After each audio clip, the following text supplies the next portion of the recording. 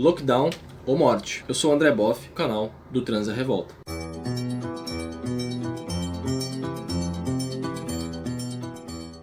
A panela de pressão brasileira começa a apitar freneticamente. Nós entramos em 2021 de cabeça no caos. Como resultado das festas e aglomerações incentivadas pelos governos, pelos negacionistas e empresários, o Brasil bateu recordes tenebrosos nessa primeira quinzena de janeiro. Nós passamos dos 200 mil mortos oficiais, que, se formos levar em consideração a subnotificação, já devem estar na casa dos 400 mil. Ultrapassamos as 1.300 mortes por dia, chegando ao absurdo de ser o país com a maior média diária de mortes por Covid do planeta. Nada disso é coincidência. Após as eleições municipais, durante as quais todos os candidatos, tanto da direita quanto da dita esquerda, se aglomeraram, fizeram comícios e carreatas, estava legitimada a naturalização do massacre. Se podem comícios, carreatas e centenas de milhões de pessoas aglomerados em filas para votar, com detalhe de dados maquiados até o dia seguinte às eleições, para não assustar a população e fazê-la votar? Por que não festas, aglomerações, praias e ano novo? Por que não trens e locais de trabalho lotados? Por que então seria necessário um lockdown?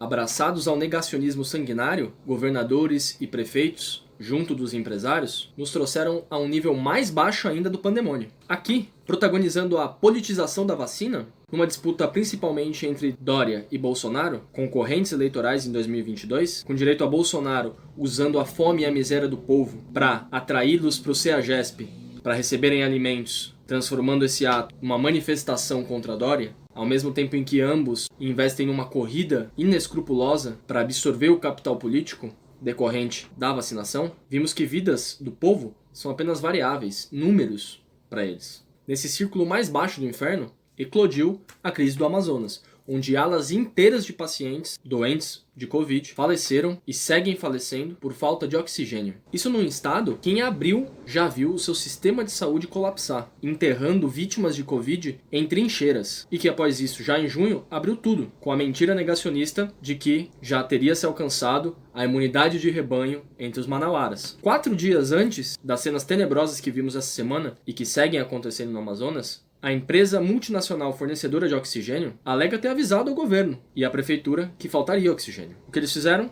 Nada. Sem fornecedores e logística, já que, diga-se de passagem, o maior avião cargueiro da Força Aérea Brasileira foi despachado para uma missão não esclarecida para os Estados Unidos no meio dessa crise, hospitais veem alas inteiras sufocarem e bebês recém-nascidos ameaçados de morrerem por falta de oxigênio. A responsabilidade, no entanto, não é só do prefeito e do governador. Como em todas as capitais, empresários, comerciantes e patrões de todo tipo fizeram em dezembro e coagiram seus funcionários a participarem manifestações contra as medidas restritivas do comércio, exigindo o fim do fechamento de lojas, shoppings e afins, já que, mesmo com mortes, os lucros não podem parar. Deu no que deu.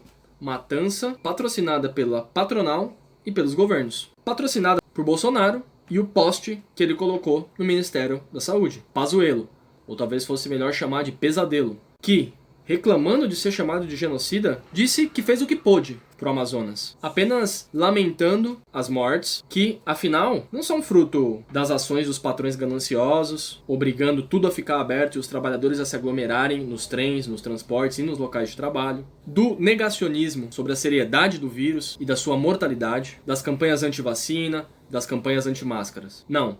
O verdadeiro problema para Bolsonaro e Pesadelo é que no Amazonas existe um tempo muito úmido e, além disso, os médicos se recusam a aplicar o tratamento precoce com o kit anti-Covid, que envolve cloroquina, o que tem levado ao aumento de mortes dos manauaras. Mais uma das narrativas anticientíficas mentirosas desse genocida. Em São Paulo, Dória, malandro marqueteiro contumaz, se levanta a chamar Bolsonaro de genocida. Ele mesmo, que aplica e vê aplicarem um genocídio aqui em São Paulo, impondo a milhões de estudantes e professores a volta às aulas no dia 1º de fevereiro. Ele mesmo também, que durante toda a pandemia faz e fez vistas grossas para as aglomerações nas praias, nos bares, nos restaurantes e baladas, todos abertos. Isso sem falar das fábricas e locais de trabalho que sequer pararam. Tudo aquilo que sacia a fome de lucro dos patrões inescrupulosos e a fome de disseminação do próprio coronavírus. Em ação comum com Dória e Bolsonaro, Eduardo Paes e o governador interino do Rio de Janeiro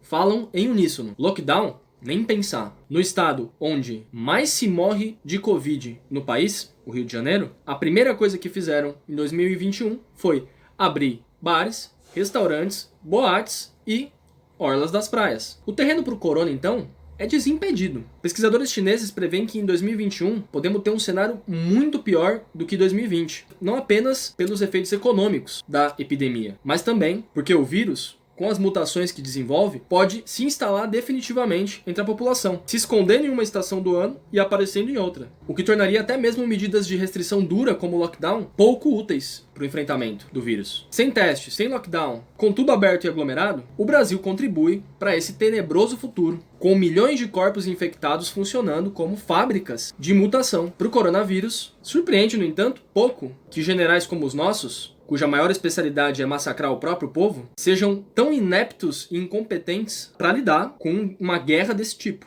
Porque, além de incompetentes, eles desprezam o próprio povo. Afinal, existe um cenário melhor para Maia, Alcolumbre, Bolsonaro, Dória, militares, empresários de todo tipo e neoliberais, além dos demais atores desse teatro, do que pobre, peão e velho morrendo nas alcovas, devem comemorar o benefício que isso traz para o equilíbrio fiscal e orçamentário do país. Como todo profissional de saúde, médico e até mesmo pesquisadores de universidades como Oxford sabem, o que o Brasil precisa imediatamente é de um lockdown nacional. Somado à vacinação, ele é a única medida capaz de frear mortes e contágio e novas mutações do vírus, como a que surgiu no Amazonas. Não vai ser difícil encontrar, no entanto, nos governos e empresas, negacionistas contrários a essa medida tão radical. Os patrões de ontem também não achavam muito prejudicial à saúde que crianças trabalhassem em fábricas por 16 horas, muitas vezes até em turnos noturnos. Os patrões de hoje também não veem problema em algumas vidas arriscadas ou até perdidas para manter seus bolsos cheios. O quanto antes os trabalhadores desse país perceberem onde estão seus inimigos, não apenas nos governos, mas nos seus empregos, nos locais de trabalho, os seus patrões, antes teremos força o suficiente para impor um lockdown pela vida dos trabalhadores. Porque aqui no Brasil se pode tudo contra o peão, mas não se pode nada contra o patrão.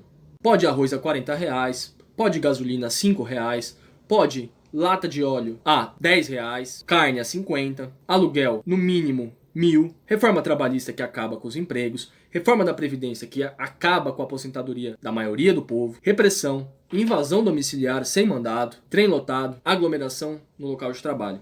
Mas pro patrão não pode nada. Não pode lockdown, não pode imposto sobre o lucro, não pode imposto sobre IAT, não pode confisco do lucro, nada. Que esse país se tranque no mínimo por 1 ou 2 meses, e que a conta seja paga por esses patrões, com confisco do lucro dos bancos, com impostos sobre fortunas, heranças e sobre o lucro. Tudo isso para pagar salários para que o trabalhador e a trabalhadora fiquem em casa durante o lockdown, até reduzirmos drasticamente as mortes e o número de casos. Quem se recusa a aceitar essa necessidade urgente é cúmplice da matança. E fica claro ao lado de quem, de qual classe, esse Estado, o Estado brasileiro, um Estado burguês, está ao se negar isso. Não se esqueça de curtir, de compartilhar e de passar esse canal e essa mensagem para frente. Nesse momento, só a consciência de classe pode guiar um caminho para a gente mudar essas coisas que precisam mudar como uma questão de vida ou morte.